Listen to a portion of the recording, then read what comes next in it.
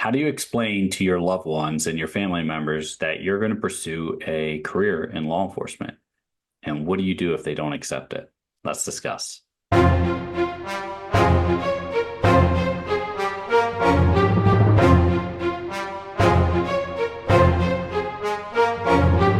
Hey, before we get started, we have two gifts in the description for you. One, the Getting Started workshop. It's going to walk you through every phase of the hiring process. Plus, there's some hidden bonuses in there. One of them being the Police Candidate Eligibility Exam. Take it, see where you fall. Next is the free coaching call with myself or any of the other instructors. We have a bunch more instructors for you to open up times all across the platform so that you can jump on no matter what your schedule has. Now, you're applying to law enforcement. You're letting your loved ones or your family members know, and they're less than enthused, right? Why is this? Let's unpack this a little bit. Most of the time, they're less than enthused is because they care about you, right? They care about you to the point where they don't want you to get hurt. And law enforcement has a connotation or a reputation of being a risky profession. And while I'm not going to sit here and blow smoke and say, hey, there's no risk in law enforcement. No, that's not the case. There's an inherent risk that's associated with it that's identified by the Supreme Court. That's why certain authorities are presented to law enforcement in order to maintain their safety, right? The courts have ruled on this time and time again. Now, for you though, what does this mean? How do you explain it to them? Let me give you a little bit of advice that you can at least start with. Most law enforcement in the world, or in the US, I should say, but the world too. Most law enforcement never have to pull their duty firearm or their duty weapon in the line of duty. Outside of training and practicing, they never have to pull it. So that is a good little piece to add there. And what's that mean is most law enforcement never find themselves or feel they find themselves in a situation where deadly force is necessary or serious bodily harm, force of serious bodily harm is necessary. So that's a positive, right? That's 20, 30-year career veterans will statistically never have to pull their firearm in the line of duty. That's great. Fantastic. That's what we want, right? That means that they felt, at least in some connotation, that they were safe enough not to need their most aggressive form of defense. So use that, right? Maybe don't word it quite like that, but understand you can use that with your family members to kind of ease that tension. Now, you watch TV and you watch movies and shows, and yeah, it can be daunting. And I'm saying that it's not that you'll never have to. There's always that possibility, but statistically, the odds are in your favor there. So your family, they're less than supportive, right? Maybe they're supportive enough because it's a passion of yours and they care about you, but they're less than supportive due to the risks they have. So you can kind of explain to them, hey, these are the risks, but I'm going to be well trained. I'm going to take my training seriously. I'm not going to put myself in compromising positions at any point in time. And ultimately, in order to serve others, there's that level of sacrifice, where you have to. Now, I'm not saying you're actually going to sacrifice anything. It's just the potential, to get into some type of scuffle is always going to be there. And while that's an unfortunate aspect, your training is going to prepare you more than enough for that. And you're going to invest in yourself to get additional training too. You should. Don't ever think investing in yourself in your career is a bad idea. That's a horrible way to start. And that's not the type of officer that you want to be. So you're there, you're explaining to your loved ones, hey, I get it. I understand. I really just wish you would be supportive with me on this one. Ultimately, I'm going to pursue this. I'm going to be as safe as possible. And, I'm going to do what I can to better serve my community. That's one approach you can take it.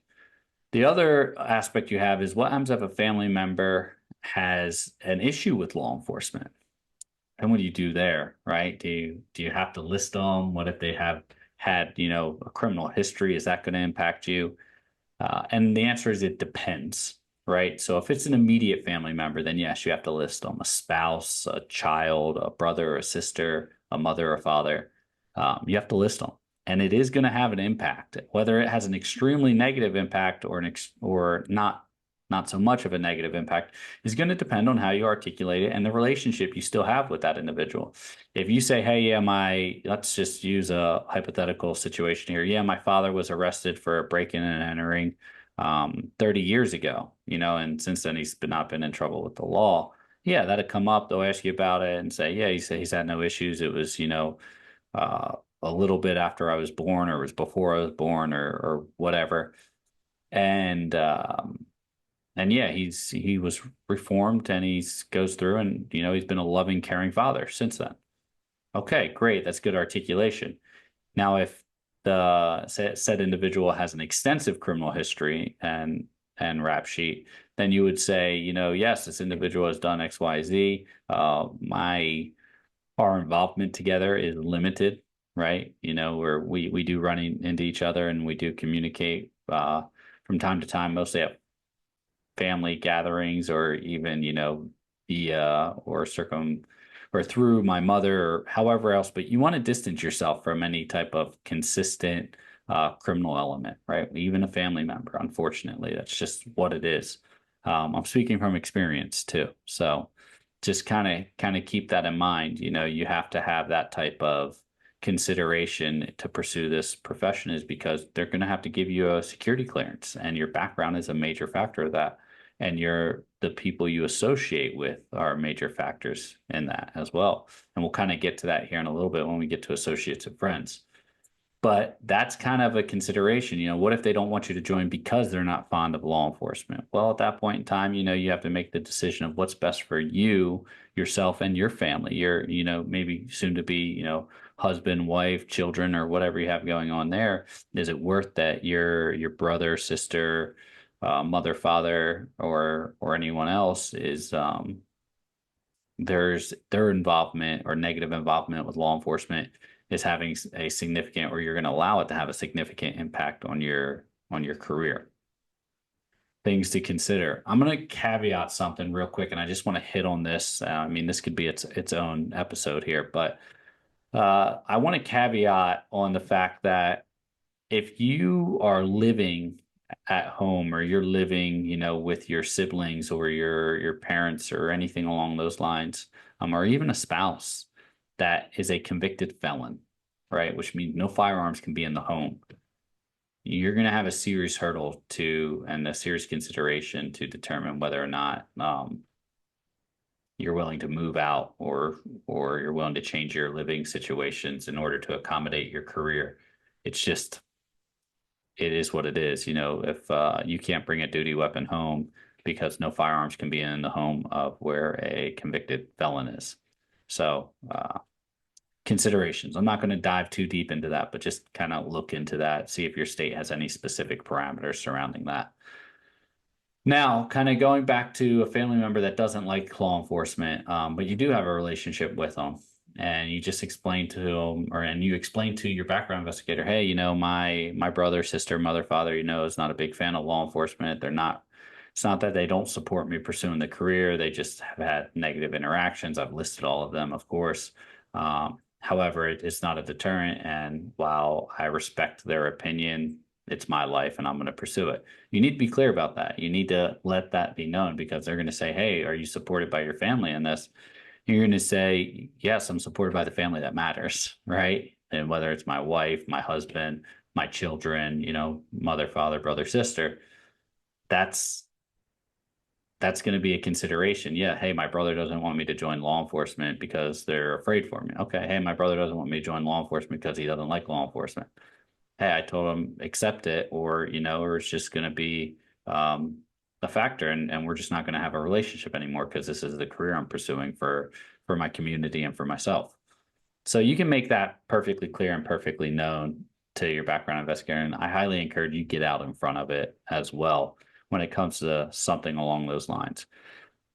Let's jump over here. Let's jump over to associates, right? What happens when you need to put references down, or what happens when you need to list people you're associated with? And, some of the questions on the PHS is, please list any associations you've had with individuals who have a criminal history. That one can hurt, if you have friends or associates that you've had contact with in the past, or even recently, that have had law enforcement interactions or criminal history issues. What do you do there, right? my initial suggestion for you is create distance between those individuals. That would be a negative implication. Now you can list it, but it looks a whole lot better. It's like, oh yeah, hey, so and so is under investigation or has court dates for a break-in and entering charge, and I see so and so every Sunday at the football games, right? Um, or it says, yeah, so and so has a open charge for this, but I haven't had contact with so and so for over a year due to the fact that our mindsets and beliefs are different, right? I don't believe in being a part of the criminal element or associated with it. So, I haven't had contact with that individual for approximately a year or 2 years or 5 years, and more time and distance makes that even better. So it's definitely one of those aspects where you really have to consider the people you surround yourself with as well, applying to law enforcement, and also disclosing who you're going to tell it to that you're applying. I'm not telling you to hide it from anyone, but other people just may have a serious bias against law enforcement to the point to where it's very rare, right? It's very rare, but maybe you know someone or maybe you don't, but that they'll try to sabotage your ability to pursue the career just due to the fact that they hate the career so much.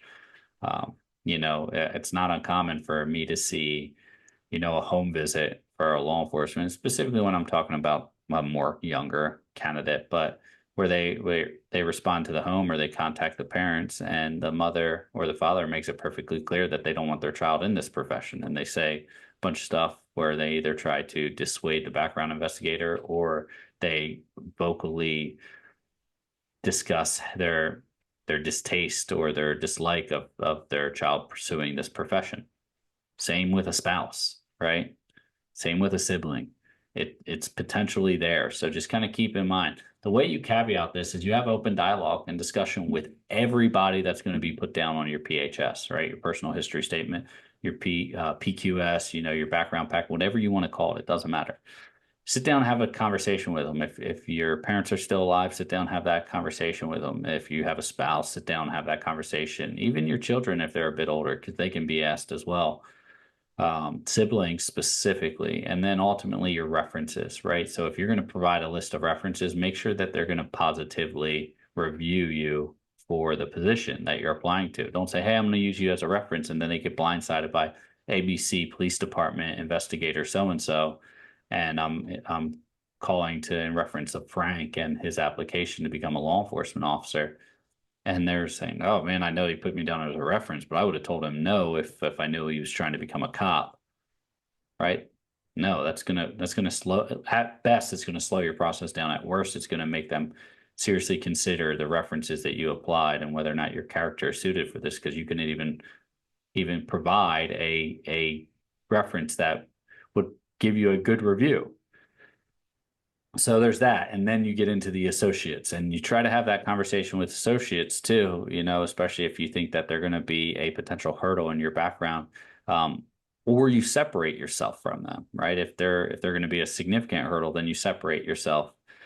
If there's someone that you have to list, a colleague or something, or a supervisor, you sit down, you have a discussion with them and say, hey, or a prior supervisor, or whatever, hey, I'm applying for this position. I have to list you down as a supervisor. I don't know where you stand on this, but if you can just provide any accurate information to whatever questions they ask, I greatly appreciate it. Thank you.